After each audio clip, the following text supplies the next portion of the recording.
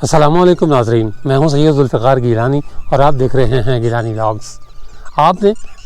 پانی سے لبالب بھری جھیلیں تو بہت ساری دیکھی ہوں گی۔ کسی نے مرغابیاں دیکھی ہوں گی، کسی نے مچھلیاں تیرتی دیکھی ہوں گی، کشتیاں چلتی دیکھی ہوں گی، لیکن میں آپ کو آج ایک ایسی جھیل دکھانے کے لیے لایا ہوں جو ہماری لاپرواہی اور بے حسی کے سبب نہ صرف سیلٹ اپ ہو گئی، مطلب اس میں مٹی بھر گئی، بلکہ اب وہ سمٹ کر ایک چھوٹے سے جوہر میں تبدیل ہو گئی ہے۔ اس جھیل کا نام ہے نمل جھیل، اور یہ میاں والی سے کوئی تقریباً 35 کلومیٹر کے فاصلے پر واقع ہے، اور ایک زمانے میں اسے میاں والی کی خوبصورتی کی علامت تصور کیا جاتا تھا، لیکن اب جو صورتحال ہے اس جھیل کی وہ ناقابل بیان ہے۔ میں واقعی جھیل کے عین وسط میں کھڑا ہوں، اور آپ کو یہ دیکھ کر حیرت ہوگی کہ میرے آس پاس جو جھیل کا حصہ ہے یہ خشک ہو چکا ہے۔ یہ آپ کو اس کی دراڑیں یا وہ نظر آ رہی ہوں گی، اور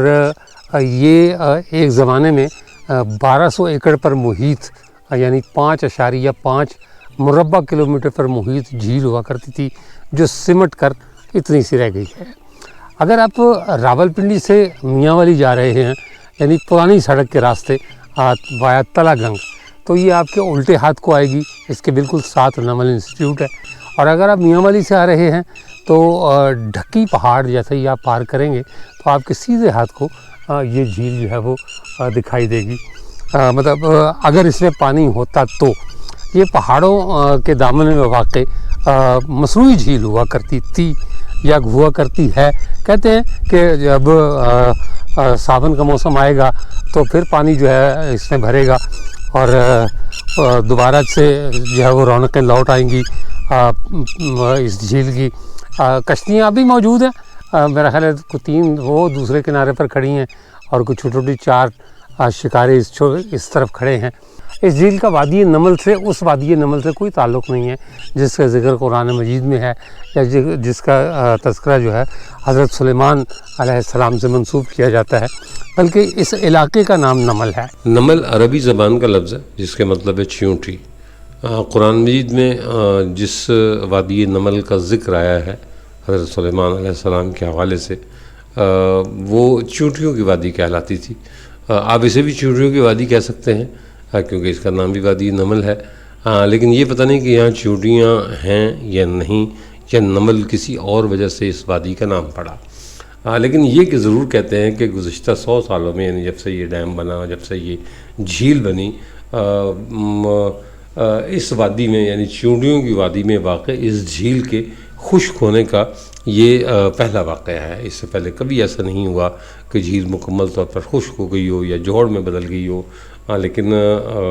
اس سال یہ ضرور ہوا۔ یہ اس بات کو تقویت دیتی ہے کہ آنے والے سالوں میں یا آنے والی صدیوں میں یا عشروں میں پاکستان جو پانی کی شدید قلت سے دوچار ہوگا، اور مطلب یہ بات بھی بعید از امکان نہیں کہ بہت سے دریا خشک ہو جائیں۔ ابھی بھی آپ دیکھ لیں راوی، چناب اور جہلم ان میں پانی نہ ہونے کے برابر ہے، حالانکہ جو ہے وہ جہلم بھی ہمارے پاس ہے، مطلب جہلم، دریائے سندھ اور چناب، یہ تینوں دریا سندھ طاس معاہدے کے تحت ہمارے پاس ہے،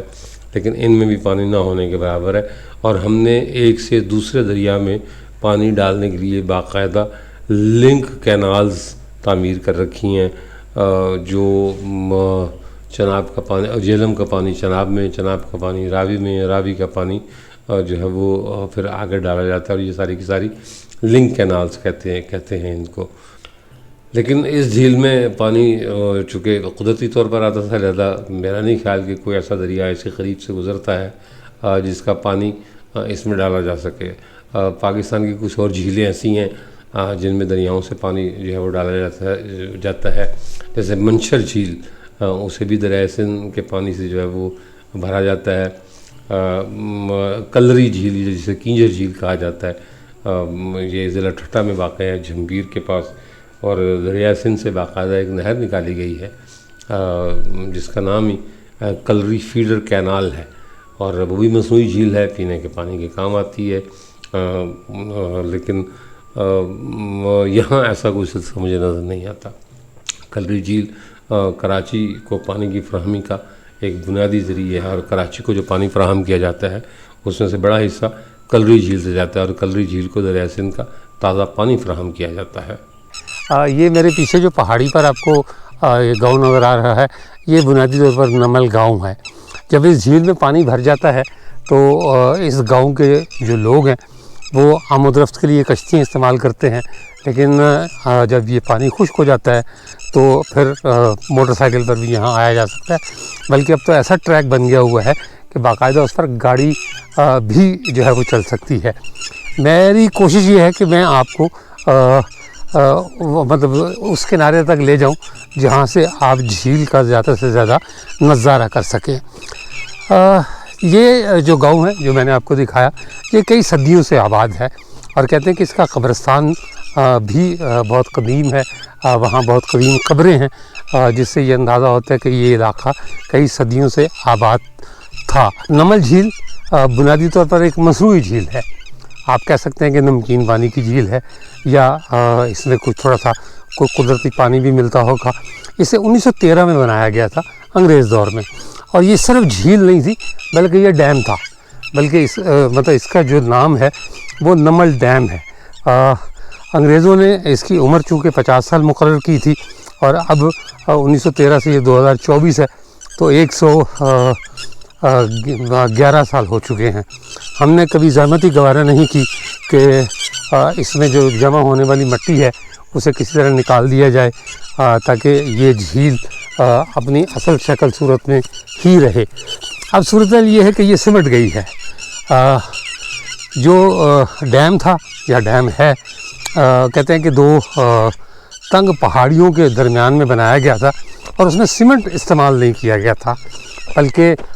چونا اور سرخ پتھر کو پیس کر ایک خاص مسالہ تیار کیا گیا تھا۔ دو تنگ پہاڑیوں کے درمیان وہ ڈیم بنا ہوا ہے، اور اس کا جو ڈیزائن ہے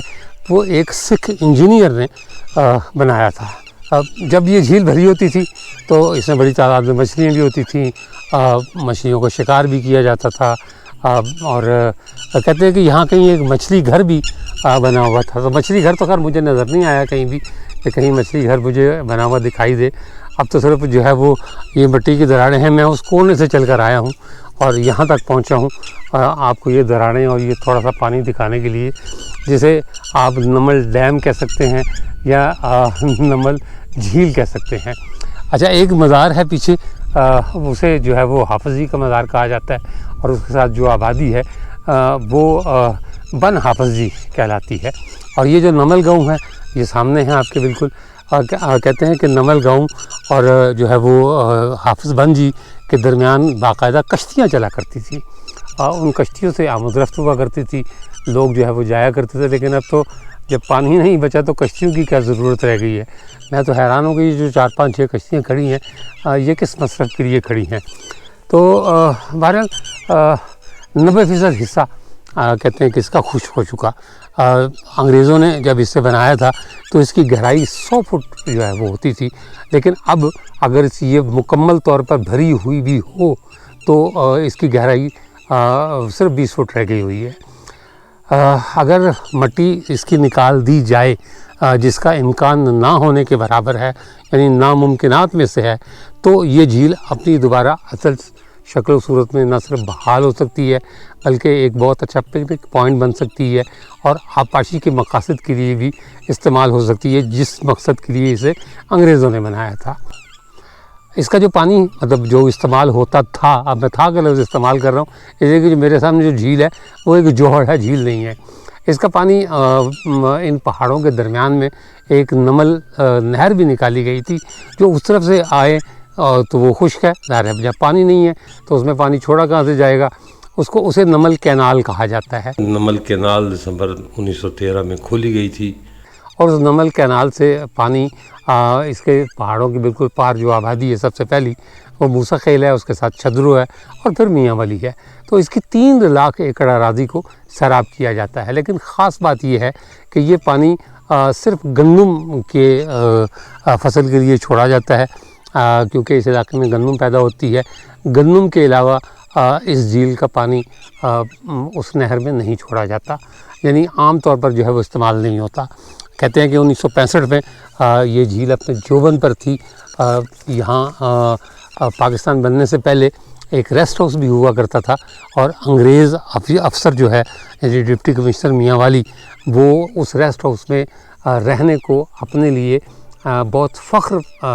تصور کیا کرتے تھے، اور اکثر یہاں کا دورہ کیا کرتے تھے۔ میں نے 1965 کا ذکر کیا کہ 1965 میں جو ہے وہ یہ جھیل اپنے عروج پر تھی۔ اس زمانے میں جو ہے وہ صدر ایوب خان اپنے معتمد خاص نواب آف کالا باغ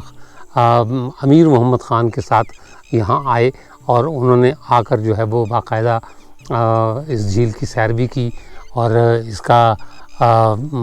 شکار بھی کیا، مچھلی کا اور مرغابی کا شکار جو ہے وہ کہا جاتا ہے کہ ان دونوں صاحبان نے کیا۔ اسی طرح 2008 میں جب پیپلز پارٹی کی حکومت تھی تو وزیر اعظم سید یوسف رضا گیلانی نے اس جھیل کا فضائی جائزہ لیا تھا۔ اس کے ساتھ نمل انسٹیٹیوٹ ہے جسے عمران خان نے بنایا تھا، وہ بھی میں آپ کو دکھاتا ہوں چلتے ہوئے۔ تو یہ پایا تھا کہ نمل جھیل کے آس پاس کے علاقے کو سٹی آف نالج میں تبدیل کر دیا جائے، لیکن وہ صرف وعدہ ہی رہ گیا، وہ وفا نہیں ہو سکا، کیونکہ ہمارے ہاں جو سیاسی وعدے ہوتے ہیں وہ عام طور پر جب سیاستدان دائیں بائیں ہوتے ہیں تو وہ وعدے بھی ختم ہو جاتے ہیں۔ اس جھیل کا جو منبع ہے وہ کہتے ہیں کہ دو بڑے نالے ہیں جو 50 کلومیٹر دور سے آتے ہیں۔ یہ علاقہ کوہستان نمک کا علاقہ ہے بنیادی طور پر۔ یہ جو پہاڑ آپ کو نظر آ رہے ہیں تو چھوٹے چھوٹے، لیکن یہ بنیادی طور پر جو ہے وہ کوہستان نمک کا علاقہ ہے۔ ایک نالے کا نام تربی اور دوسرے کا نام گولڈ بتایا جاتا ہے، ہندی نام ہے۔ میرا خیال ہے کہ ظاہر سی بات ہے 1913 کا جو زمانہ تھا، اس زمانے میں یہاں ہندو زیادہ آباد ہوں گے، تو ہندوؤں کے ہی نام پر وہ نالے ہوا کرتے تھے۔ تو یہ جناب وہ نمل جھیل ہے جو میں نے دکھانے کے لیے آپ کو میاں والی سے 35 کلومیٹر کا سفر کیا، اور میری خواہش تھی کہ آپ نمل جھیل دیکھیں، لیکن اب آپ ایک ایسی جھیل دیکھیں جو خشک ہو گئی ہے یا جوہر میں تبدیل ہو گئی ہے۔ میں اسے صرف اور صرف یہی کہوں گا کہ یہ ہماری لاپرواہی ہے، ہماری بے حسی ہے کہ ہم کسی بھی چیز کو سنبھال کر نہیں رکھتے۔ اب اگر یہ جھیل اس کا پانی جو ہے وہ جیسے کہ یہ امید لگائے بیٹھے ہیں یہاں کے جو رہنے والے لوگ ہیں وہ بھی، اور جو ایک آدھ افسر سے میری ملاقات ہوئی ہے، وہ یہ امید لگائے بیٹھے ہیں کہ جھیل دوبارہ بھر جائے گی اور ہم اس قابل ہو جائیں گے کہ اس جھیل سے نئے سرے سے پانی فراہم کیا جائے۔ میرا خیال یہ تھا کہ یہاں کوئی پکنک پوائنٹ بنا ہوگا جہاں لوگ شام کے وقت گرمی کا موسم ہے، میرا خیال یہ تھا کہ شام کے وقت لوگ یہاں میاں والی سے یا کالا گنگ کی طرف سے یہاں آئے ہوں گے اپنے بچوں کے ساتھ، اور وہ انہیں سیر و تفریح کروا رہے ہوں گے۔ یہاں کوئی اچھا سا پارک بنا ہوگا، کوئی واٹر سلائیڈ بنائی ہوگی جھیل کی خوبصورتی میں اضافے کے لیے۔ لیکن یہاں آ کر جس چیز نے استقبال کیا میرا، وہ یہ آپ اپنی اسکرین پر دیکھ سکتے ہیں کہ پھٹی ہوئی زمین،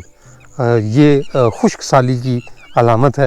اور اس سے یہ بھی پتہ چلتا ہے کہ جھیل میں کس قدر مٹی بھر چکی ہے کہ اس نے پوری کی پوری جھیل کو ان پتھریلے ٹکڑوں میں تبدیل کر دیا ہے۔ میں آپ کو اس کا ویو دکھاتا ہوں جس حد تک ممکن ہو سکتا ہے، لیکن آپ کو ہر جگہ یہی خشک سالی نظر آئے گی۔ پانی بس یہی ہے جو اس کونے میں سمٹا ہوا ہے، اس کے علاوہ پانی کا کوئی اور میں جہاں تک آیا ہوں یا جہاں تک آ سکتا تھا پیدل چل کر یا موٹر سائیکل پر، وہ یہی حصہ ہے، اس کے علاوہ اور کچھ بھی نہیں ہے۔ تو یہ جناب نمل جھیل، وہ جھیل جسے اس علاقے کی شہرگ کا نام دیا جاتا تھا، وہ شہرگ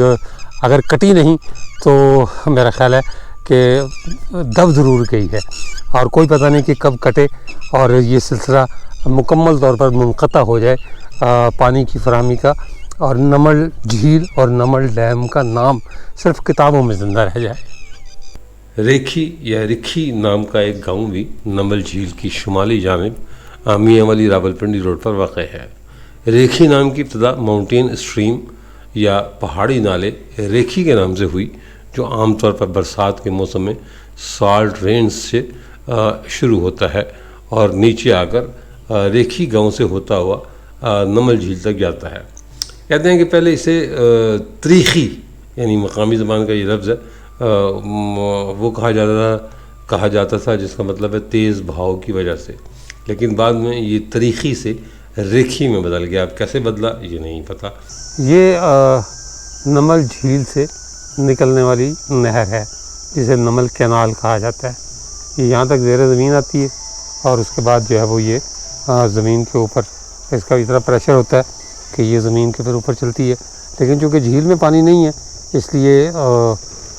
یہ نہر بھی خشک پڑی ہے، اور اب اس کا پانی بمشکل موسیٰ خیل اور ابا خیل کے علاقوں تک ہی پہنچ پاتا ہے، لیکن شرط وہی ہے کہ گندم کے موسم کے علاوہ یہ یہاں اس میں پانی نہیں چھوڑا جاتا۔ تو اب جب بھی نمل جھیل میں پانی آئے گا اور اس کا جو ہے وہ ہیڈ ورکس کھولا جائے گا تو یہ اس نہر میں پانی آئے گا۔ یہ سڑک کنارے بنی ہوئی ہے، یہ سڑک ہے جو تلا گنگ سے آ رہی ہے۔ یہ کسی زمانے میں یہی مین شاہراہ ہوا کرتی تھی ڈیرہ اسماعیل خان سے آنے کے لیے بھی، لیکن جب سے پھر اگلا ڈیرہ اسماعیل خان موٹر وے بن گئی تو اس کے بعد سے اس سڑک کی اہمیت ختم ہو گئی ہے۔ تو اس سڑک کے بالکل کنارے یہ نمل نہر ہے، اور اس طرف کو یعنی یہ جہاں یہ مسجد بنی ہوئی ہے اس طرف کو موسیٰ خیل اور ابا خیل کا علاقہ ہے جنہیں پانی فراہم کیا جاتا ہے۔ میرے پیچھے جو عمارت آپ کو نظر آ رہی ہے یہ نمل یونیورسٹی ہے، جو یقینی طور پر میاں والی کے طلباء کے لیے کسی تحفے سے کم نہیں۔ اس کی زمین غلام محمد سیلو صاحب نے 40 کنال اراضی عطیہ کی تھی یہ یونیورسٹی بنانے کے لیے، اور سابق وزیر اعظم عمران خان نے میاں والی کے بچوں کے لیے، ان کے طلباء کے لیے اس یونیورسٹی کو تعمیر کرایا۔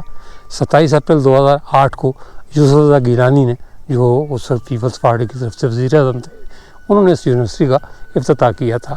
انہوں نے یہاں کا فضائی جائزہ بھی لیا،